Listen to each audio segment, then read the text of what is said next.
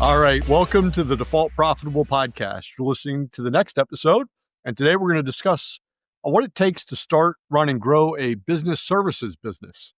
We'll talk about some successes, some failures, some pivots with a real business owner. I'm your host, Matt Nettleton, and today my guest is Matt Hunckler. Matt, welcome to the show. Thanks for having me, Matt. I'm excited for this. So it's funny, each of these episodes I do, and this is about 150 now, I try to think when I first met the person, as I'm going backwards. When do you think that was for us? I'm curious. It's been a while. I've got to think it was before 2008. So I have, anytime before 2008, my memory is fairly fuzzy. That's a long time ago. I would have been running an agency that I started in Bloomington back then. Yep. So why don't we do this? Why don't we take 2 or 3 minutes, introduce yourself as a person to people before we talk about your business? Sure. That sounds great. Matt Hunckler, founder of Powderkeg, serial entrepreneur.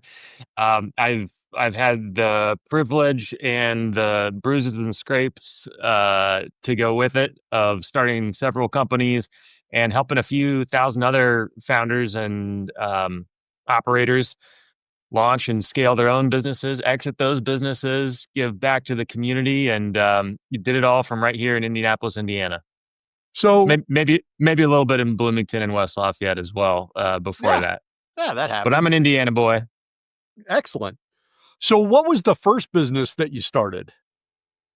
So first business I started was actually in high school. So that was the West Lafayette business. Yeah.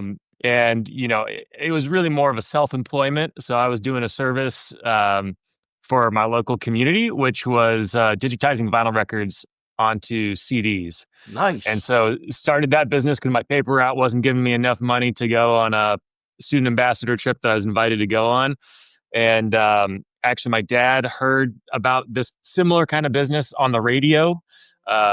It's like time capsule there, just like hearing about a business idea on the radio. Yes. Not a podcast, but the radio. Yeah. And so he was like, "Hey, you've got all this DJ equipment. I bet you could do something like this." And I was like, "I don't know if people are going to want this, but I'm happy to go knock on doors and find out." And so that's what I did. And it was very much a mission driven business, and the mission was getting me to Europe for the student ambassador program in the summer. And what part of Europe did you end up getting to? Oh, it was awesome. It was part of People to People Student Ambassador, which was started by Eisenhower. I went with 49 other students from around the state of Indiana. And we went to Italy, France, Austria, and Switzerland. Nice. It was great. That's actually a great trip. That is a great trip. Fantastic. My first bus tour. And then later in my career, I ended up going on a lot of bus tours with Steve Case, who co-founded AOL.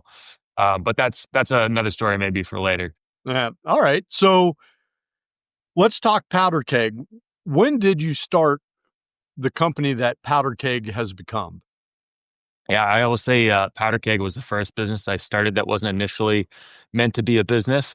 It came out of the need to really serve myself. It was a self-serving. So maybe it's the common thread with all of my companies. It's self-serving at first, and then realizing that I was helping other people too. I had just sold the company I started in Bloomington. That was a web development company. I sold that business to join the Orr Fellowship program here in Indianapolis. And I was already building another business. It was an e-commerce business called Repurify. And I was struggling with it. It was much harder than the services businesses I had done before. It was a weird time with Amazon kind of taking off. And we were in like this weird niche that hadn't really blown up yet. And so Powderkeg really started out of necessity to get some feedback on my business. And so I reached out to every entrepreneurial person I knew in central Indiana, which was, all of like 7 people, and asked if I could buy them a beer and if they'd give feedback on my business. And when I did that, a couple of other founders were like, well, hey, since you're getting this group together, can I get feedback on my business too? And I was like, "Oh, of course. I mean, we're gonna have the space. We may as well do it." We were in the back room of a bar called Binkley's on Kessler Ave. If you've got Indiana listeners, some of them might know Binkley's. And so after that session, one, I got some really helpful feedback for the business, which ultimately led to me shutting that business down. It was kind of my first business failure. No exit there, just lessons learned. And afterwards, everyone was like, "That was awesome. When's the next one of these? This was great." And I kind of said, "Next one what? Like, what are you talking about?" Like, "Oh, well, you have to do this again."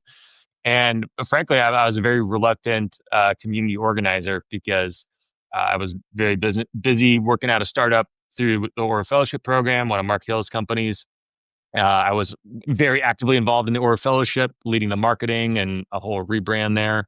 And then, I had this e-commerce business too. So, but I eventually was convinced I am a people pleaser at heart, or at least I was back then.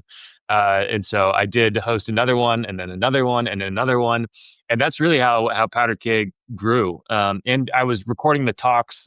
Obviously, a lot of the conversations were confidential, but we had like a presenting portion of um, each meeting that we had that would allow entrepreneurs to kind of like give an overview of their business and ask the community for help. And so I would record those, with I don't know if you remember flip cams, but this is Oh before yeah. smartphones. So it was the HD cameras. I would record it with my flip cam, upload it to this new platform called YouTube, and share it through this new platform called Twitter.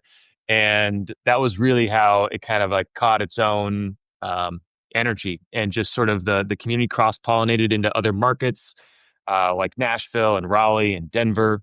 And really over the next decade, it scaled from 7 people to 700 people to 7,000 people, all serving these kind of like high growth, technology driven businesses, with sort of the founders and entrepreneurs at the heart of the community. And so, though, just hearing you talk about it, you clearly still have passion for what you're doing. For sure, for sure. So today, fast forward to today, Powder Cake has evolved a lot. Yeah. In the beginning, we were serving the entire tech ecosystem, really wherever it needed help. And in these markets needed a lot of help in a lot of places. But really over the last 5, 6, 7 years, we found our sweet spot of where we provide kind of outsized value, and that's in serving those entrepreneurs, CEOs, and their executive teams um, in a way that helps them scale. So, kind of beyond the product market fit stage, after the startup stage, and they know they've got a business, now it's time to scale. There's a whole lot less playbooks there, and less and less sort of like one size fits all playbooks that you can use, and it requires really sort of that hive mind. So Powderkeg gives tech founders and executives sort of a shortcut to growth by connecting them to these curated peer groups of 6 to 8 vetted leaders that are at a similar stage of scale. Okay. All right. So you mentioned that you had some pivots in there. Yeah, for sure. So, For one sure. of the things, basically there's three things that people have said in order to start a business, you need to have these three things. So the first one is you need to have a strategic plan that's very clear. The Yep. second one is you got to have like 6 months savings. And the Yep. third plan is you have to have a clear understanding of your market. Now, Yep. in 150 episodes, I have talked to a grand total of 0 people that have 1 out of 3 or 2 out of 3 or 3 out of 3, that are accurate, meaning they had a plan, it was just terrible. Hmm. They Right. had a market, they just didn't understand it, and they started the business because it was time to start the business, not because they had the right amount of savings. So, let's talk Yep. about some of those pivots that you did after you reluctantly got conned into starting a business after a single meeting in the back of Binkley's. So, what are some Sounds of the good. things that have changed? Like what are some of the things that you tried that didn't work? Yeah. So, plan. There's a thing I didn't have until about 6, 7 years ago. Um, I mentioned that Powder Keg was the first business I started that wasn't meant to be a business. And in a lot of ways, I allowed the business to run based solely on community feedback for a long time. And I was really mostly just focused on how do I grow this community, build an audience of people who might benefit from being plugged into sort of this growing global tech community, tech ecosystem, and benefit from, uh, yeah, kind of riding that wave that, of course, really took off after 2008, 2009. And so the plan was to serve. And in a lot of ways, that was helpful. And it is very helpful in the early days of like building a community.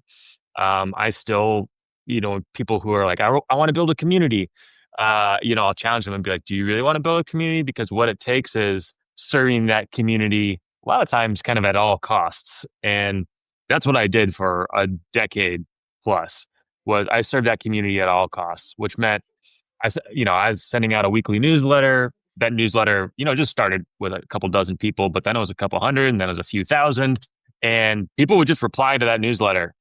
Sometimes just a handful, but most of the time, dozens and sometimes hundreds of people would reply to that newsletter each week, and that literally became what I would work on as my to-do list.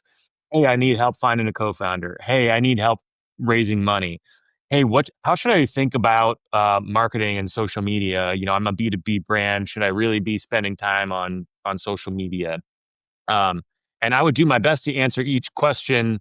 Not that I knew the answer to each question, but I knew my community really well. And so I really focused on creating this really connected tech ecosystem, mostly from my inbox. I should say from my inbox and from in-person events, because these events went from, you know, 7 to 10 people to we started hosting monthly summits. There was enough interest in this community. There was enough changing very rapidly that these became, hundreds of people, sometimes thousands of people um, coming together each month. And so sometimes it'd be like, hey, I really want to introduce you to this person.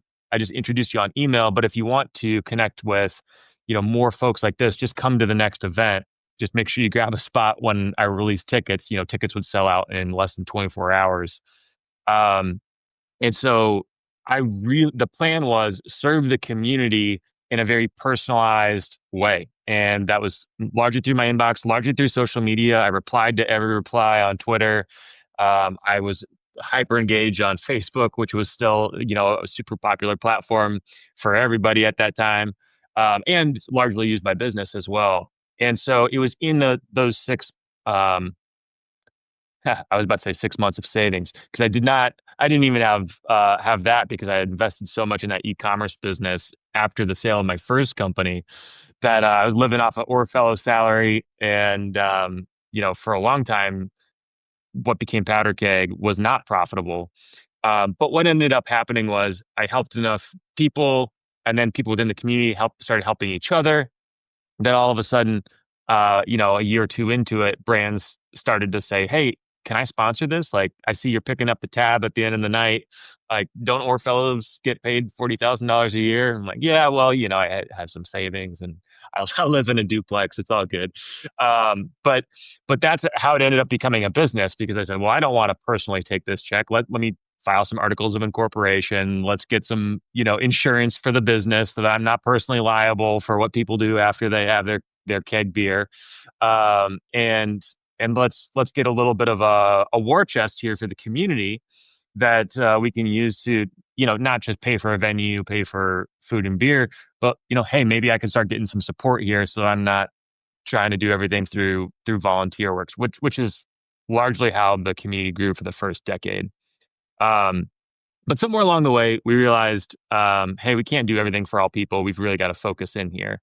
And that's where I'll come back to Steve Case and Rise of the Rest. I was going around this tour bus with a billionaire who was, doing 5 cities in 5 days and writing a big investment check at the end of each day, one of those big novelty checks with $100,000 investment in one of the startups in that local community. I started to see through these tours, doing 8 different tours, you go to 20, 30, 40 cities in a row, and you start seeing, hey, a lot of these communities are having the same challenge that Indianapolis is having. And these founders and entrepreneurs and their leadership teams, especially once they get to kind of escape velocity and they're scaling, they're dealing with a lot of the same struggles. And um, we honed in on that and said, hey, we're going to launch a membership business model. And it was pretty loose at first, saying, hey, here's a lot of our ideas that we're thinking about working on. And if you want to sign up early, I think we charge something like 100 or $200 to be a founding member of Powderkeg. Um, and we delivered way more than 100 or $200 a month of value for those founders, because we were creating, curated peer groups, we were doing summits, we were doing talent matching, we were doing investor introductions. And it was through that process that we actually learned that talent was the number one pain point at the time. That was the number one pain point that founders and CEOs were having. And so we went all in on talent. We had enough of our members being like, hey, all these other things are great, but I can pay you way more money if you say, hey, I'm going to make sure you have whatever 20 candidates for my roles each month. And so we did a zoom in, what's called like a zoom in pivot, and went all in on talent for a couple of years, kind of through the pandemic, those years, 2020, 2021. And honestly, that helped us like tip of the spear, like break into more markets.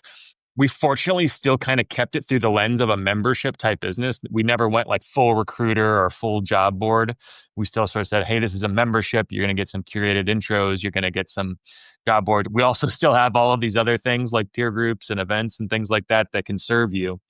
But that was one of the kind of iterations of Powderkeg that frankly, when we first launched membership in 2019, might have even been 2018. Um, frankly, the market wasn't as fully formed and developed in the tech ecosystem. We had so many companies that were getting funding at the time and kind of still under the spell of like, oh, these investors are looking out for me. They're going to provide me all these tools and resources and everything I need, to be a successful entrepreneur. That was very much what was being shared. And I do believe that investors um, try their best and continue to try their best to support their founders. But at the end of the day, their business model is to get a return for their LPs, the people that are investing in the funds. Their Yeah. business model isn't actually to help those founders succeed at the core of what they're doing. The founders need to succeed in order for them to be successful, but that's like a secondary to providing a return to their investors. And so come on to the other side of the pandemic, the world's opened back up again. People are hungry for in-person connection again. And we're kind of like, hey, we know how to do this. And all of a sudden there are new entrants into the market, specifically in tech, for these memberships, peer groups, summits, curated experiences, things like that. And that helped more fully define our market space. And so it went from, in 2018 and 2019, feeling like I'm evangelizing this idea in tech oriented companies, to fast forward to 2022 and three. Now I'm just having a sales conversation because people are like, oh, I've heard of Pavilion. I've heard of, Revenue Collective. I've heard of Hampton. Um, how's Powderkeg different? Oh, you've been doing this for over 15 years. Oh my gosh. Like, look at these success stories. Wow. Okay. Yeah. I want to be a part of that. So long story to your initial question, but that's maybe the most abridged version of what is a very squiggly line of not always straight up and to the right. Yeah. So not always straight up and to the right is a common theme, right? You That should had be the title of my podcast. Yeah. No kidding. But you had started multiple businesses. You had been a business owner for a while. If you could go back, Mhm. if 2025 Matt Hunckler could go back and sit next to, what year did Powderkeg actually start? What the real what 2009. so if you could go I think we filed articles of incorporation like February of 2011. Yeah. So if you could go back to the night before your first event in 2009, and you could say, hey, listen, everything turns out fine, but rather than just wandering around doing everything, here's what you need to focus on first. What's Hmm. the first thing you focus on? Mm. Great question.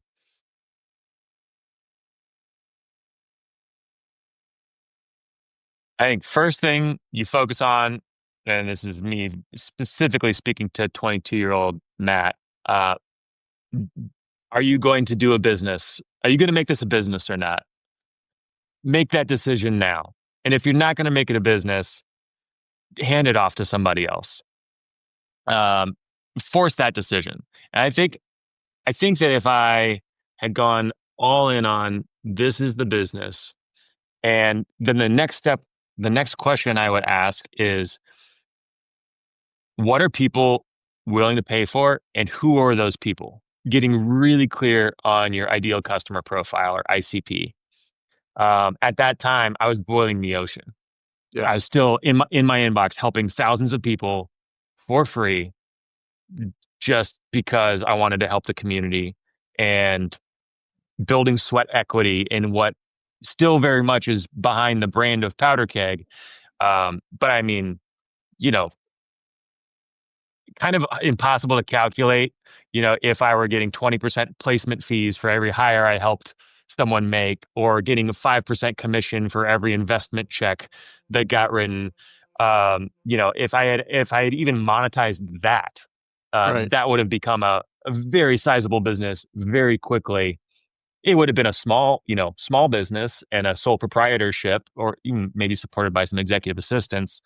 Um, but I think I spent a lot of time just frankly being like, well, Powder Keg is not a real business. I'm not going to treat it like a real business. I'm just going to help people. Powder Keg is sort of my giving back to the community thing.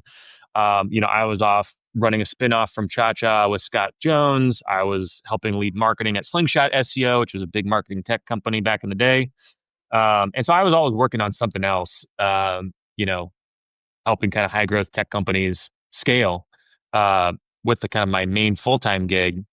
And I think that if I had gotten a little bit, just changed my frame of reference of like, hey, this isn't just like a community project that's sort of a passion project of mine, but like, hey, how could this be a real business? If I had started with that mindset earlier, not just 5, 6 years ago, um, that would have really shifted the trajectory.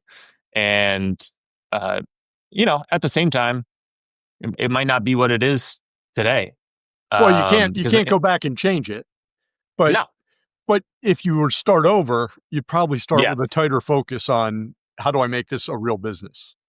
yep, and just the discipline there of, you know, I think in a lot of ways I was seeing, the lean startup playbook and methodologies there, and I kind of always had that in the back of my mind. But rather than picking a lane and being like, we're gonna hyper focus on this thing, it kind of stayed like a pretty broad aperture for a long time, helping a lot of different types of people. And if I had more of the mindset of I can actually help more people if I get hyper focused on serving, for instance, CEOs and entrepreneurs, then I'm going to help them more. That's going to be a business model where then they're willing to pay, a much higher membership fee, and that'll be worth 10x in the first 6 months of that membership fee for them. We'll have actual money then to invest in a team that can then scale what we're doing. And power of network effects, you just get more of the right founders and CEOs in the right rooms. There's a real compounding effect there.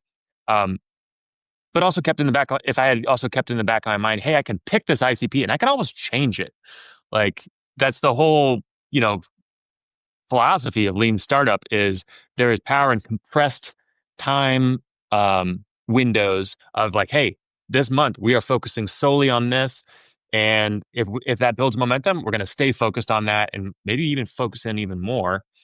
Um, and if at the end of that month, it's like, this is not working, we can change our ICP to something else Yeah. and change our approach. Yeah. So just kind of keeping in mind that like, you don't have to keep the whole thing malleable at all times from like a messaging standpoint. You can pivot the thing along the way. I think that mindset shift would have helped me feel more liberated to take those, quote unquote risks Yeah. of focusing in sooner. Yeah. All right. So that's a quick 25 minutes, For sure. but For there's a lot sure. of value in that. I mean, is there any other, one or two line tips that you would give somebody who's a new or aspiring business owner? Yeah, I mean, I think the biggest thing I can say is get in the right rooms with the right leaders. That you You do know, not have find enough time to make your own mistakes, learn from others. Yeah, you can't afford years of guessing. Yeah. And in a lot of ways, that's what I did.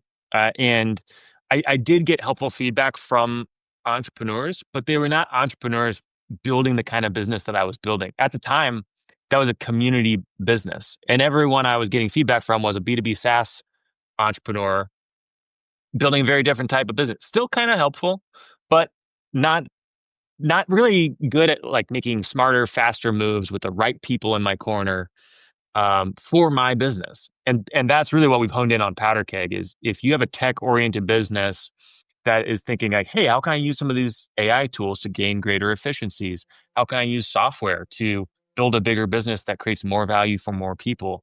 Get in the room with those people. And the other piece of that is create an environment, whether that's through a peer group like Powderkeg or on your own, you can do this too. It does take some operational work to do it, but create that group where you can be truly authentic, your authentic self, and be vulnerable enough to talk about the real challenges and you know, trust but verify, but trust that group that they're going to share from experience, not just tell you, oh, here's what you got to do, but more so help you think through those challenges, help you set better goals, help hold you accountable from one meeting to the next. I know that wasn't maybe a quick hit Well, kind of thing, but yeah, that's the right stuff. And by the way, like as we're going to wrap up because we're long for my episodes, um, there's going to be show notes and it'll have more information about how to get in touch with you, how to reach out, of course, some of the resources you have. And that's available at defaultprofitable.com. If you're listening, three ways you can help: hit subscribe, leave a review, or share an episode. Matt, thanks again for being a guest. thank you, Matt. And this was high speed knowledge dump, which is exactly what this is for. So for our listeners, we'll be back next week with another episode. Until then, stay focused, keep working, stay profitable.